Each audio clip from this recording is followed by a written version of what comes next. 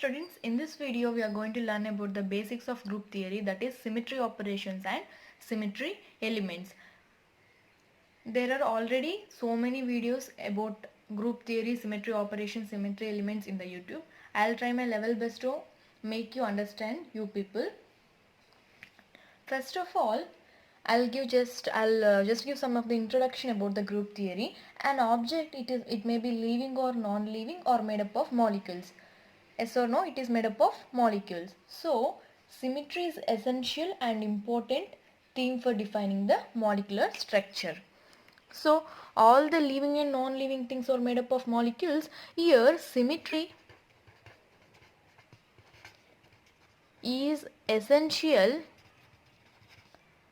and important for defining the molecular structure.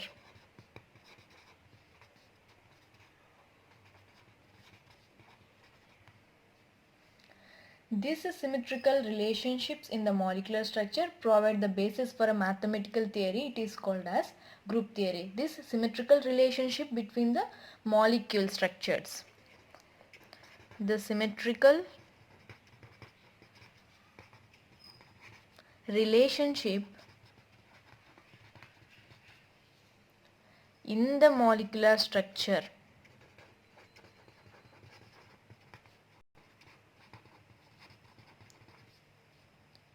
provide the basis for the mathematical theory. It is called as group theory in the chemistry. Now we have learned what is group theory definition. Now let's move on to the symmetry operations. It is very important. Let's start with symmetry operation.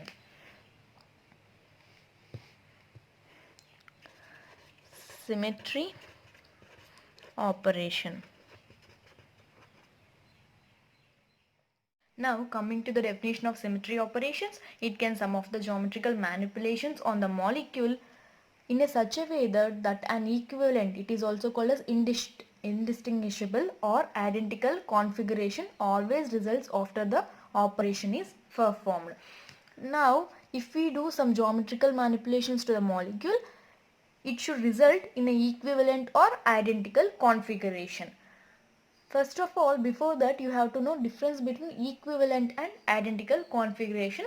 I'll say it along with the example. Here symmetry operation is nothing but if you do some of the geometrical manipulations for a molecule, it should result in an equivalent or identical configurations after the operation is completed.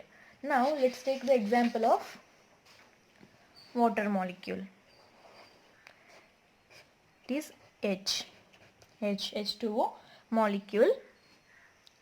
So label it as A, label it as B. It is the Z axis. Here the rotation is represented. It is the Z axis. It is the rotation is represented and it is the Z axis. If you rotate this molecule, that is theta, it is represented by theta is equals to 180 degree in the anti-clockwise direction. Anti-clockwise direction. This means like this, in the anti-clockwise direction. Clockwise means like this, anti-clockwise this is rotated like this. When this molecule is rotated anti-clockwise in the 180 degree, what happens if this is rotated like this? This molecule will come this side, this atom will come this side and this atom will go this side. See here, these are the two H molecules. If you rotate this axis, Z axis, along the oxygen atom, this molecule will come this side and this molecule will come this side like this. Theta is equals to 180 degree. So we'll end up with the molecule, that is HB will come this side and HA will come this side. So it is the equivalent structure.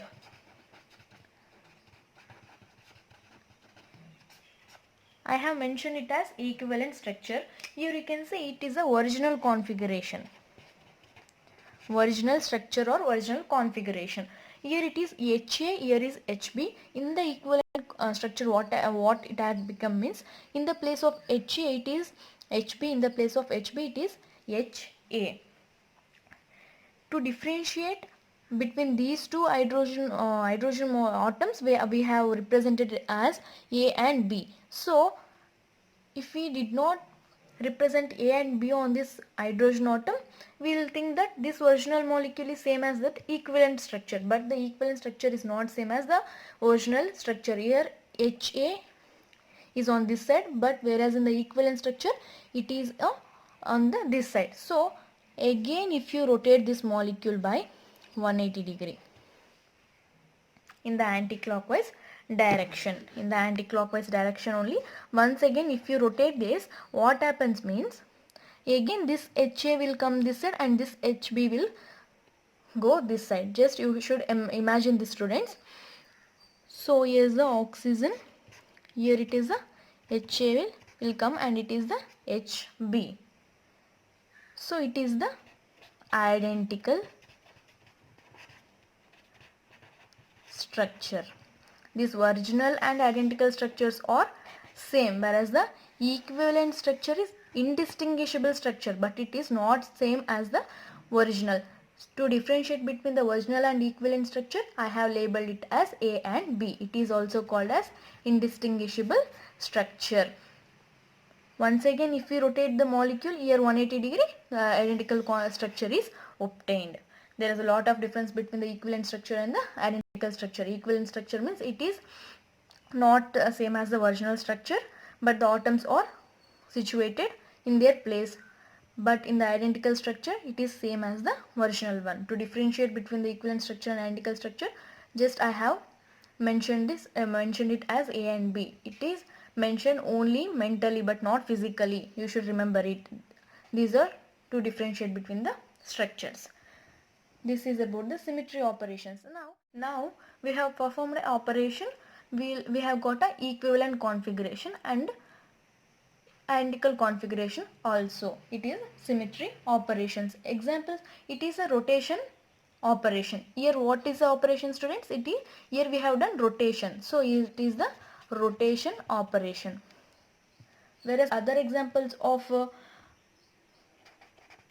symmetry operations are rotation, reflection and inversion. These are the symmetry operations. Here the important point is the difference between the equivalent structure and identical structure. Now coming to the symmetry elements, we have to remember one point in our mind, that symmetry operations and symmetry elements are related to one another and cannot be exist independently of one another. Here we have seen that symmetry operation means it is a geometrical manipulation. Symmetrical operations is the geometrical manipulation for a molecule, whereas this symmetry element is the geometrical entity. That means it is a point, a line or a plane in a molecule. Just symmetry element means it is a point or line or a plane in a molecule.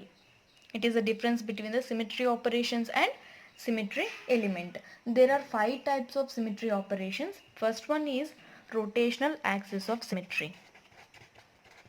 Rotational axis of symmetry, that is CN. Second one is plane of symmetry. It is sigma. Third one is improper rotational axis of symmetry. It is SN. Fourth one is inversion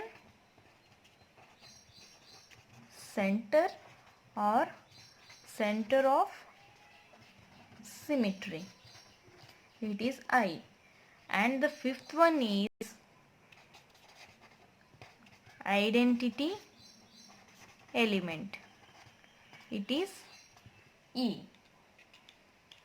These are the five types of symmetry elements. And the very important point here is all these molecules leave just one point unmoved. This is called as center of gravity. In the example of water, what happened? This oxygen is unmoved from its position. So it is a center of gravity. It is at least one point in a molecule which is not moving. It is the center of gravity of the molecule. Now let's see some of the symmetry operations. Here let's see the symmetry element and operation performed. Here element is identity. Operation performed is to leave the molecule unchanged or no operation is taken place. It is having the symbol E. And the second one is proper axis or rotational axis of symmetry. In this what happens means rotation about an axis through angle theta. It is represented by Cn. In the third one, plane of symmetry, the operation is reflection in a plane is carried out. It is represented by sigma. The fourth one is center of symmetry or inversion center. Operation is inversion through center. The symbol is I. The fifth one is improper rotational axis. The operation carried is rotation followed by reflection in a plane perpendicular to the axis. The symbol is Sn. These are the five types of symmetry elements and the operations carried in these elements. This is the just basic information about symmetry elements and the symmetry operations. In my next video, I'll upload the explanation about symmetry elements. Thank you for watching.